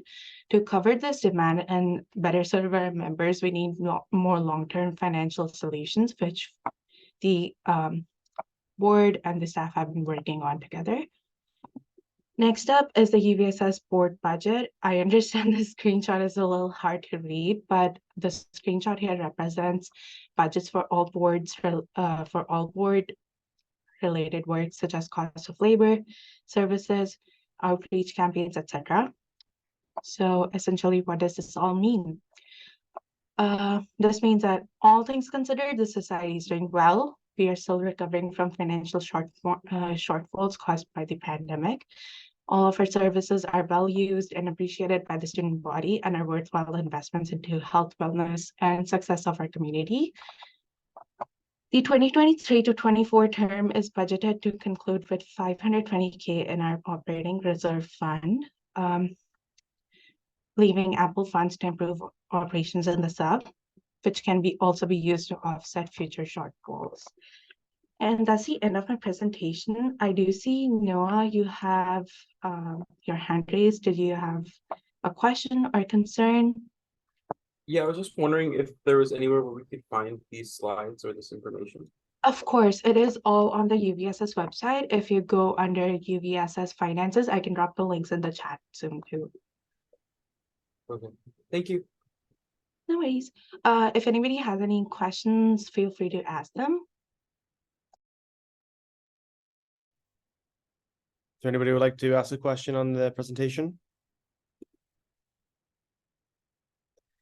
Seeing none, so we'll do the motion to adopt the budget, and then we'll move on to the motion to adopt the audit financial statements unless they're being done together. Craig, I see your hand is raised. You have a question?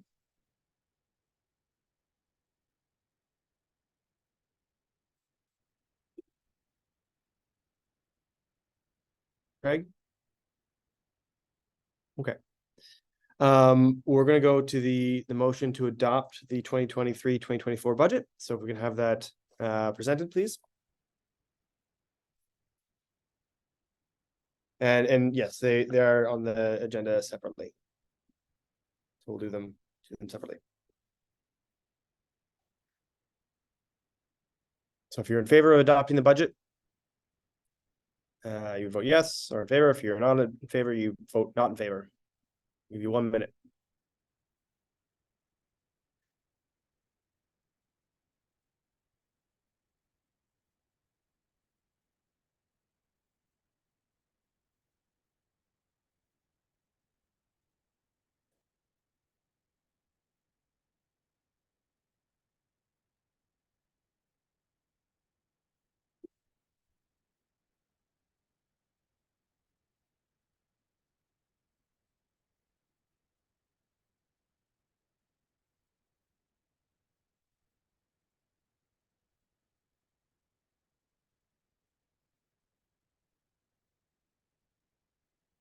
Okay, last couple seconds here.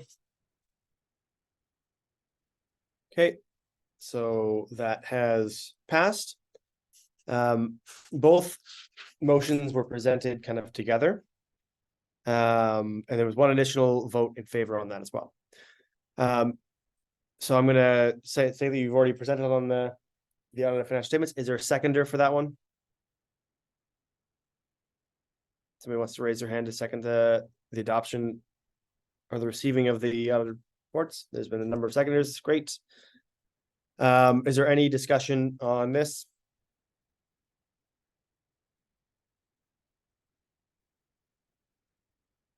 Sarah, I assume you're just seconding. Yeah, perfect. Okay, we'll go to a vote. I'm gonna have the Zoom poll go up. And folks will have 1 minute.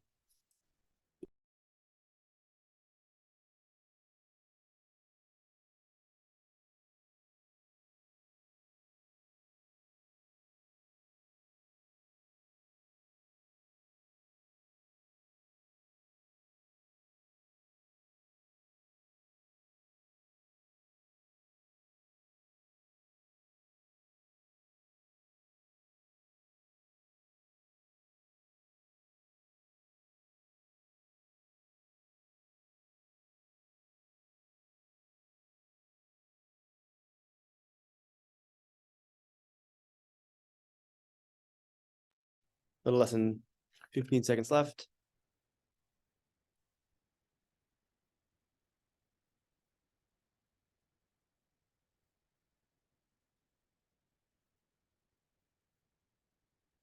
Okay, and the poll, so that does pass. And that ends our financial motions. So on the agenda, we have the board director reports and then a 30-minute question period before moving to announcements and adjournment. So I will pass it over to Lane to help direct us through the board of directors reports. All right, thank you. We're gonna stop for a prize session. We've got Dominique Charlebois.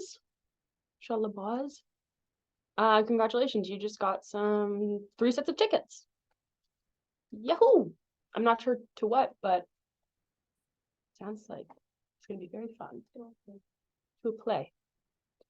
All right, moving on to the board of directors reports and announcements. First up, Cushy. Thank you, Lane. Can we move to the next slide, please? Thank you. So, as I already spoke about the budget and the audit, portfolio updates, I've been a part of multiple hiring committees throughout UVSS, been a chair for 3 excluded management positions. We also reintroduced the mug bank to increase sustainability initiatives and to promote sub offers, which comes with a cute little poster. I hope all of you bring your own mugs, get a good discount on your coffee. I also facilitated the switch to UMO pass. I know it was a little chunky transition period, but I think everybody's good with that. Also help facilitate and write up the strategic plan 2023 to 24, and also increasing awareness for the UVic extended health and dental plan. Thank you.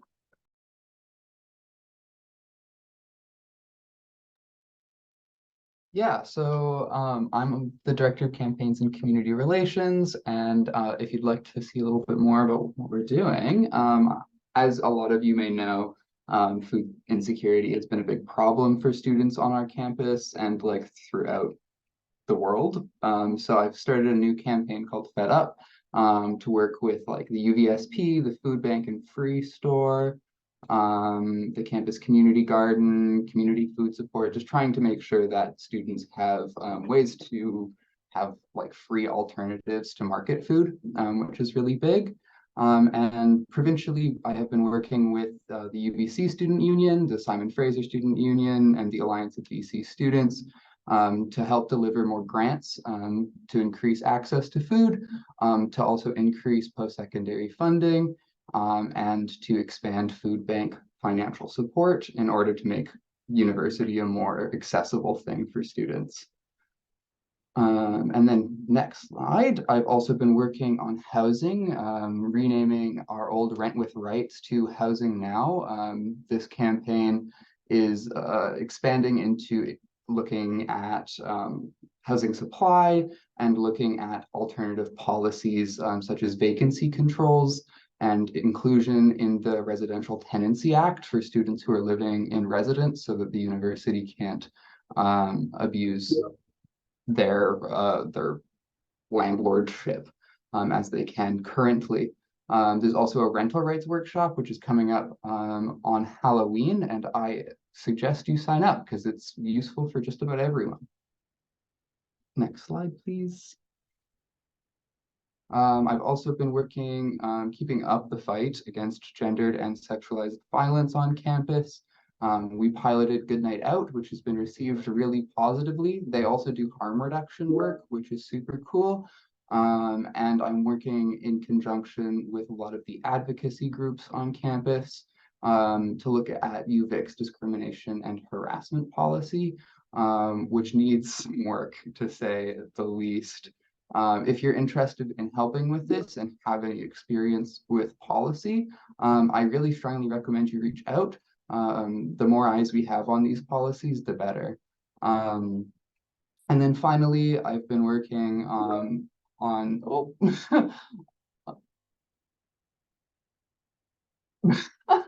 I've been working on redoing some of the Let's Get Consensual campaign, trying to make sure it works better for our campus. And we recently restructured the Anti-Violence Project in order to make sure that survivors on campus have better access to sexualized violence supports. Other than that, I've been doing some transit work and so on and so forth. If you have any questions, please stop by. It's really easy to get involved, and I would love to work with you. Thank you. It's my time to shine. I'm Bunny. I use they, them pronouns, and I'm the Director of Student Affairs. Could I have the next slide, please? Thank you. So I ran a successful fall semester clubs and course union days.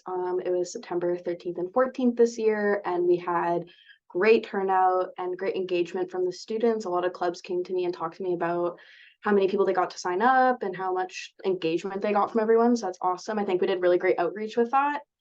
I ratified and I also support 151 clubs, 33 course unions, and 4 faculty student societies here through the UVSS.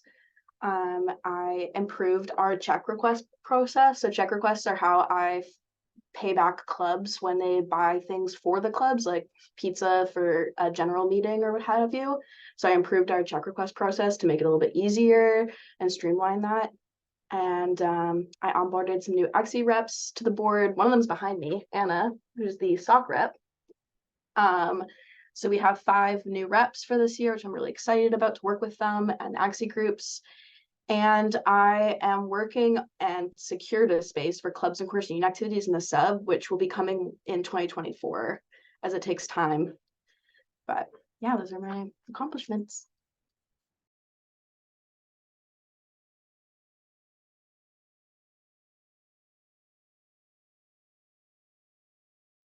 All right. Hey, everyone. I'm Sarah Buchanan. I use she, her pronouns, and I'm the director of events this year.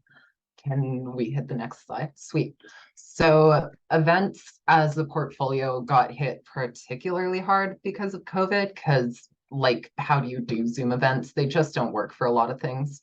So right now we're kind of focusing on building back community engagement. In-person community engagement was a huge part of how we hit that 15% that we were talking about in the past, and COVID screwed that. So we've got a couple of event types. I think about it like, I think about 3 different types of events. You've got like smaller, more consistent ones. You've got some services. So that'd be like the hot lunch or the puppy playtimes. And then you've got a couple of like larger, exciting ones throughout the year. And that'd be like campus kickoff, stuff like that. Next slide, please. So we've got a couple of events under our belt already. Most of the events happen during the school year. So it's like the event schedule still isn't halfway done, even though the term that I'm running is. But so far we've done like a free ice cream day over the summer where we gave out free ice cream. We did campus kickoff, which I had so much fun doing. There was a pancake breakfast, bands on the roof. We did movie in the quad, and like over 1,000 students showed up to that. I was very proud of that. As well, we've been getting our hot lunches and puppy playtimes kind of starting to run. Those are both monthly, though the date varies. So you can find out more by following us on Instagram at UVSS or uvss.ca/events. Free food, right? Next slide, please. Coming up, we have a couple of exciting things. I've got a Halloween party coming up on October 30th. Masquerade Mayhem. Woo! It's going to be a costume contest. I'm going as a clown. I'm very excited for it. Halloween's like my favorite holiday. Yeah, that's going to be fun. There's going to be a DJ. First prize is 2 tickets to a local escape room. It's October 30th, 8 p.m. at Felicitas. So show up there. We've also got the rental rights workshop Cleo touched on. That's like a bit of a collab.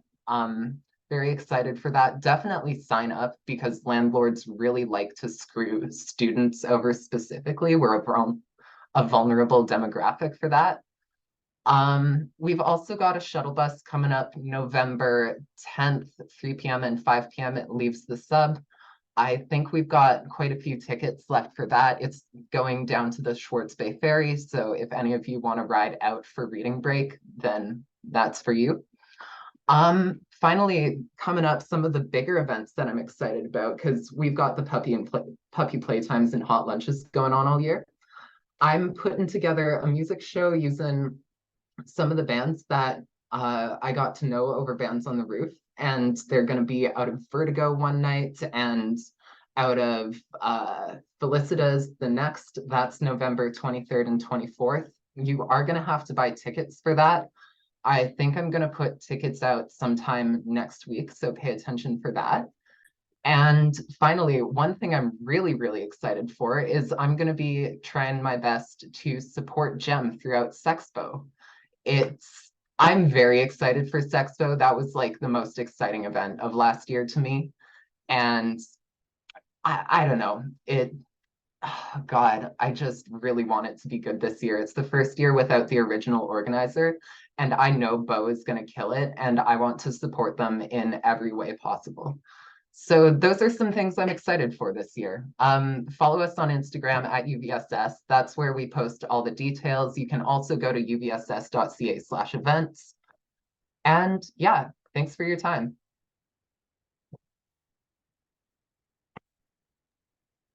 Oh God, it's my turn now.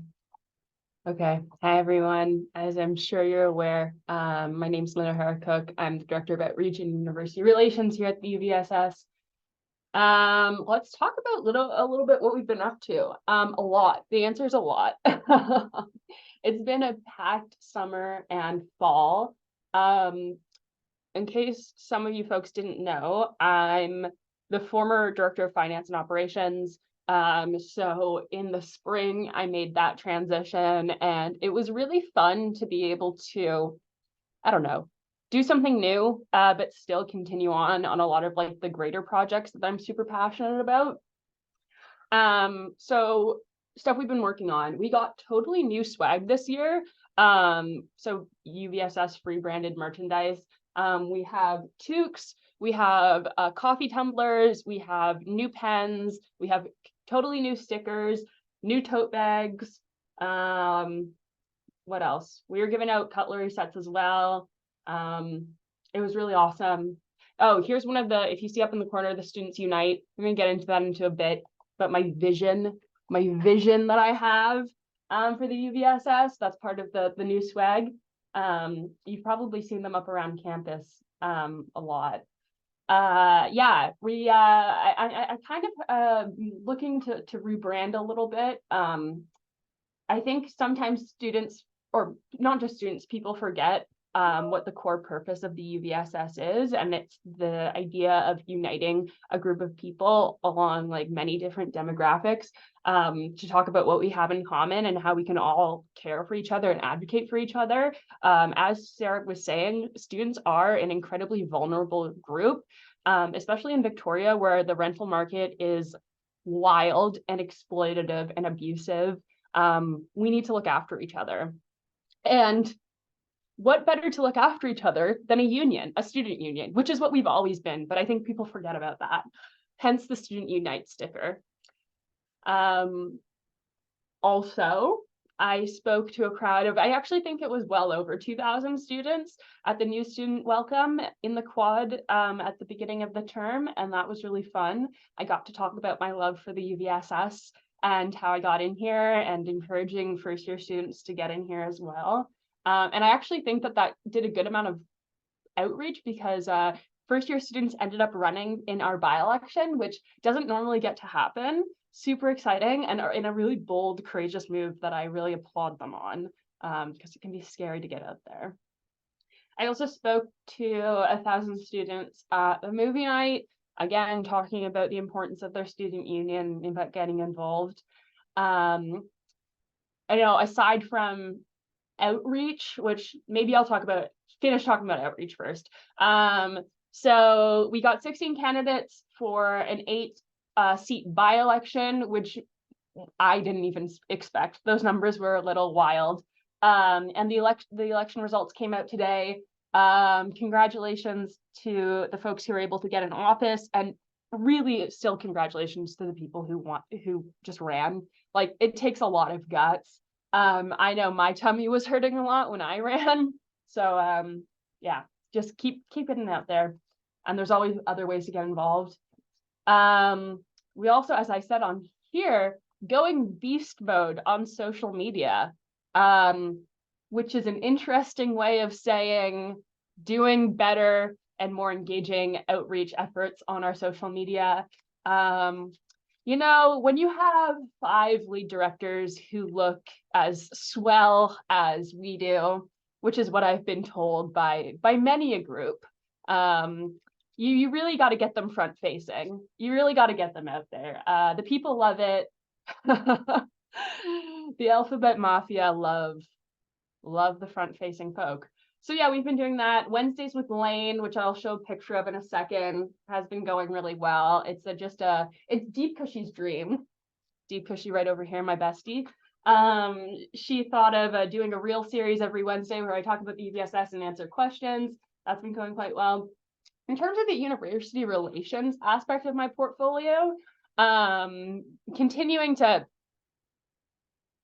you know, pound them on respectfully, pound them on food insecurity. They have a value menu now, which is full meals for $5 to $7. I haven't tried it yet. I'm looking for some feedback on that. If it's bad, let me know and I'll do something about that. Another win is we informed them of the across the board use of AI marking in classrooms, which is super unethical, but is stopping now, and they're cracking down on it. If professors are using AI marking in your class, please send me an email, outreach@uvss.ca. That should not be happening. For example, sites like Packback shouldn't be happening. Please let me know. Yeah, so working on that, working with the university, keeping it going. And I just wanted to, this is pictures of, I'm gonna draw hearts around it. Cleo and Lane. The #1 ship of the UVSS. Here's 2 pictures of us together. And then here's Wednesdays with Lane that I did most recently with Deep Cushy. Okay, that's it. You don't have to listen to me anymore. And except if you want me to answer a question, then you will. All right, so we've got a question period now. If folks would like to ask questions, we'll have 30 minutes, up to 30 minutes set aside for this. Please either put an X in the chat, or at this point you can raise your hand and we'll call on you.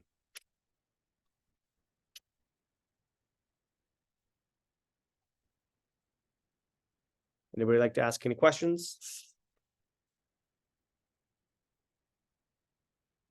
Noah, and then Alexander. When you say AI marking, that can be quite a broad spectrum of things. So there's things that are definitely considered to be like that are technically AI marking, but I would say are like completely fine. Like if it's a coding assignment and you're supposed to give a certain output, then marking that using a robot just saves like the TA time and the professor time. Whereas like obviously an English paper should actually be read by the professor and like went through and like given like meaningful feedback. And same with like a test should have like meaningful feedback in it. It shouldn't just be like AI going through. So I'm just curious if there's like a distinction there. Whatever director, I assume this is you, Lane. Yeah, totally. So definitely the most problematic AI marking reports that we received were from folks in the social science and humanities department, where it was situations where like reading responses, essays, and that more like written back and forth were being marked through AI, which is not okay. We received less complaints from STEM departments. UVic is going to be going through the process of, I guess, determining what is and isn't okay under their own standards. But from what I understand, the super problematic, like there's AI marking your like English paper, that's being shut down. Okay, cool. That's great to hear. Thank you. Thank you. Alexander.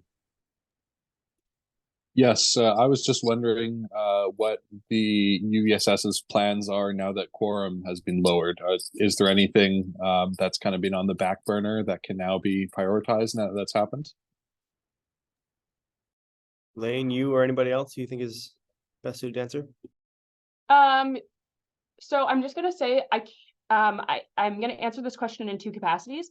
In terms of like things we're going to do with lower quorum, I can't speak to like referenda questions that potential groups are looking to run because that would be campaigning outside of campaign period. But if you're talking about just like now that we're over this big pre-AGM hump where everyone's at super low capacity, I know that we're going to be working a lot more on like lobbying efforts with the university, with the province. Cleo and I were just at Lobby Days, which is a provincial lobbying conference through the lobby group ABCS, which is short for Alliance of BC Students. We were trained incredibly well by some super, super talented people, and we had some really amazing on-the-ground experience where we got to meet with a bunch of MLAs, which was a little spooky, but very, very interesting. And we just want to do more of that. Like ultimately, now that this is over, I just want to do more of that. And I think Cleo is also going to jump onto this train. Yeah, I'd also like to say if you're interested, going and looking at like some of the past things that have been run by our advocacy groups and our constituency groups is a way to like get a bit of an insight if you'd like. Like Lane said, we can't campaign out of campaign period. But like another thing is also expanding like services and so on that we have already been offering but been struggling to increase funding for. So there's a whole lot here that we could do a whole lot more with if we added like a cent or two, well, maybe $1 or $2 to your fees. And that's something that's really exciting. That's collective buying power, baby. It's a cool thing. All right. Are there any other questions? Are there any other questions? Noah, go ahead. Yeah, I want to ask, so if I was looking to run some sort of charity event to give money to the food bank and free store, would I want to talk with I guess Chloe, because they're like sort of campaigning to increase funding, or I talked more to Lane because that's like sort of an outreach thing? Yeah, so you can like organize that and do that on your own capacity. If you'd like director support, I mean, I would be happy to help start organizing that. But you're already like allowed to rent a table through our general office and go like get involved. It might also be a good idea to go talk with the people from the food bank and free store about what they would like to see and if they'd like financial donations. But if you'd like to stop by my office and talk about it, I'm happy to help you get you started on that. Also, just side thing, I pronounced my name Cleo. Sorry, yeah. No worries. Yeah. Oh, that was my fault. Yeah. I guess as a sort of like follow up to that, I know the director of events isn't supposed to work with like faculty unions. Like this would be being run with one of as part of one of the faculty meetings. So I was wanted to make sure there was any same restriction with you. Okay, thank you. All right. Are there any other questions? Oh. And I believe if you're interested in contacting any of the directors, you can find them on the About page of the UVSS. Their emails are there. Anybody else? Final time. Okay. Moving along. Are there any announcements? Oh, there's prize time.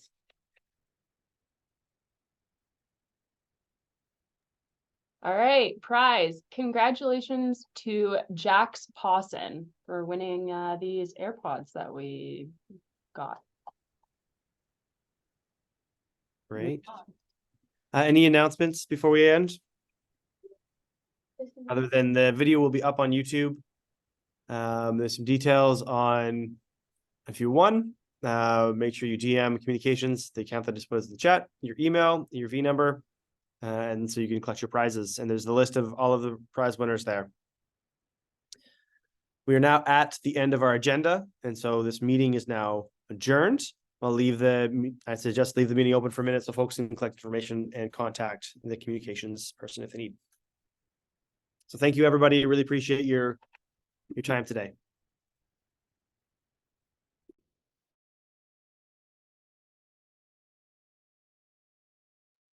Thank you, James, so much for being our chair today. It's always a pleasure, really. It's always fun. Always something. Yeah, thanks, James, and thanks everyone who showed up. Much appreciated. Seriously, very, very happy with how this went. Thank you all.